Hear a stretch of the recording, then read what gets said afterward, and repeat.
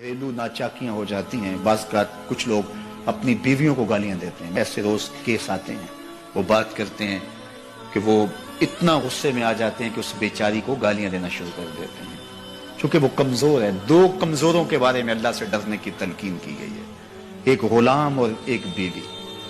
یہ بیچاری بھاگ کے جا نہیں سکتی. پھر غریب ماں باپ کی بیٹی ہو, سسک سسک کے رشتہ ہوا ہو, اور باقی بہنیں جوان گھر بیٹھی ہوں, ان کا رشتہ ہو نہ رہا ہو, تو یہ بھی گھر جا کے بیٹھ جائے, کبھی نہیں بیٹھے گی. گالیاں سہلے گی, خون کے گھونٹ پی لے گی, لیکن کچھ نہیں بولے گی آگے سے. اور تو فرعون بن گیا ہے, تو حامان بن گیا ہے, تو ظالم بن گیا ہے. تیرے پاس ہے کیا؟ بس شوہر ہونے کا تجھے ناز اور غرور ہے کہ میں مرد ہوں. یہ تیری مردانگی نہیں ہے کہ تو گالیاں بک رہا ہے. تیری مردانگی یہ ہوتی کہ تو محبت سے جیت لیتا اس سے.